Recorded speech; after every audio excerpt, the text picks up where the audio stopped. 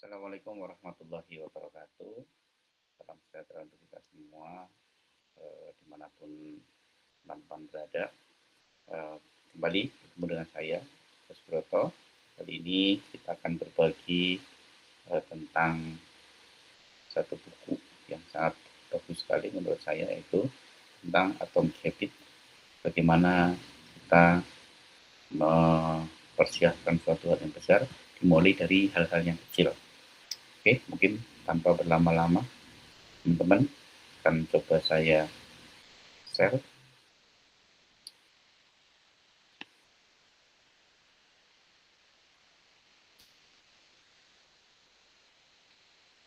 Ya, oke, teman-teman sudah bisa terlihat ya. Untuk kali ini saya akan berbagi tentang Atomic Habit karya dari James Clear. Ini satu buku yang sangat menginspirasi bagi teman-teman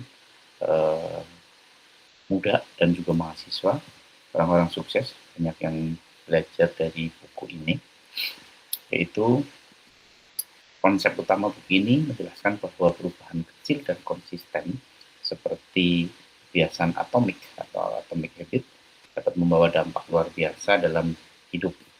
Fokusnya bukan pada tujuan besar, tapi bagaimana kita pada sistem yang kita continue, ya, proses sehari-hari yang mendukung pencapaian tujuan tersebut, walaupun itu dari hal kecil-kecil. Kemudian yang kedua, hukum perubahan perilaku. James Clear merumuskan 4 hukum pembentukan kebiasaan. Yang pertama, yaitu jadikan jelas atau good. Itu buat pemicu yang mudah terlihat. Jadi, ketika kita ingin melakukan sesuatu, kita harus nyata atau konkret, jelas pemicunya. Dan yang kedua adalah jadikan menarik atau carving. Bagaimana hubungan kebiasaan dengan sesuatu yang menyenangkan. Dan yang ketiga, jadikan suatu hal itu mudah atau mempunyai respon. Permudah proses untuk melakukannya. Yang keempat, jadikan memuaskan atau reward. Berikan penghargaan kecil agar otak ingin mengulanginya. Jadi teman-teman, ketika kita melakukan suatu hal yang kecil, kita perlu merayakan atau memberikan penghargaan atas keberhasilan kita sendiri. Agar apa? Agar otak bisa termotivasi untuk mengulanginya. Tapi sebaliknya, untuk menghilangkan kebiasaan buruk, buat hal itu atau keberadaan itu tidak terlihat, kemudian juga tidak menarik, kemudian sulit dilakukan, ya, kebalikannya, ya, kita melakukan suatu hal yang baik itu kita jadikan mudah, tapi ketika kita mau melakukan suatu perbuatan yang kurang baik atau dosa, buat bahwa hal itu terasa sulit untuk dilakukan dan kemudian juga tidak memuaskan. Oke, kemudian yang ketiga adalah fokus pada sistem. Jadi bukan hanya tujuan, tetapi fokusnya kita adalah pada sistem untuk membentuk satu tujuan besar kita. Tujuan akan memberikan arah, tetapi sistem yang baik menentukan progres. Sebagai contoh, tujuan kita adalah ingin sehat. Kemudian sistemnya adalah bagaimana supaya kita mempunyai tujuan sehat itu, yaitu sistemnya adalah olahraga 3 kali seminggu, makan sayur tiap hari, kemudian juga istirahat cukup atau tidur cukup.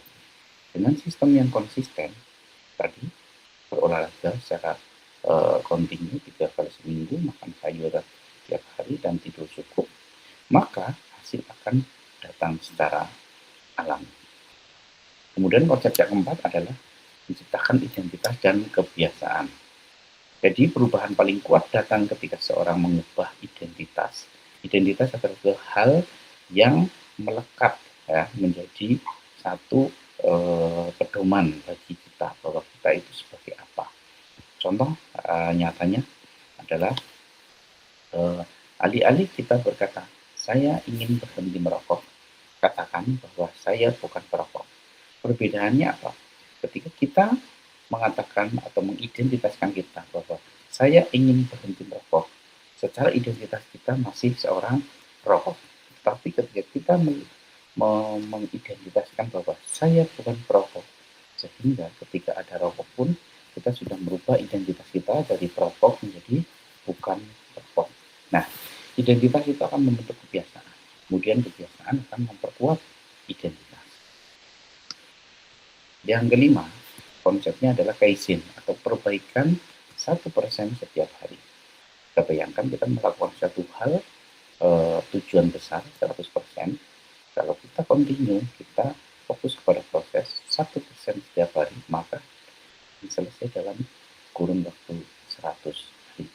Nah, perubahan kecil yang konsisten ini akan menumpuk dan menjadi hasil yang luar biasa dalam jangka panjang. Kemudian yang keenam, lingkungan mengalahkan motivasi. Jadi, kebiasaan lebih mudah dilakukan jika lingkungannya mendukung. Sebagai contoh, letakkan buah di meja agar lebih mudah dimakan ketika kita ingin mengurangi berat badan. Jadi, kita harus dipaksa untuk memakan buah-buahan.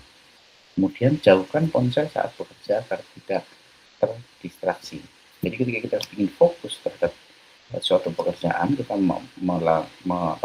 menyelesaikan suatu proyek, ya, otomatis segala yang akan mengganggu itu dijauhkan atau jangan sampai mudah terjangkau, ya jangan sampai terdistraksi. Oke, kemudian yang ketujuh adalah efek penggandaan atau compound effect. Kebiasaan bekerja seperti bunga manjung, hasil tidak langsung terlihat, tapi dalam jangka panjang dampaknya sangat besar. Jadi kita harus bekerja menggunakan sistem penggandaan efek atau efek yang berganda atau luar biasa. Sebagai kesimpulan bahwa buku ini mengajarkan kesuksesan bukanlah hasil dari perubahan besar yang instan, melainkan dari kebiasaan kecil yang konsisten dan bertahan lama. Fokus pada sistem, bentuk identitas yang diinginkan, dan gunakan 4 hukum kebiasaan untuk membangun atau menghentikan perilaku. Teman-teman, itulah tadi sharing kita pada kali ini, dan saya berharap teman-teman bisa mengambil satu kesimpulan dan mengambil satu pembelajaran dari sharing pada kesempatan kali ini, dan tentunya sampai jumpa di kesempatan yang akan datang di sharing-sharing yang selanjutnya. Terima kasih, mohon maaf apabila ada salah-salah kata. Assalamualaikum warahmatullahi wabarakatuh. Selamat beristirahat.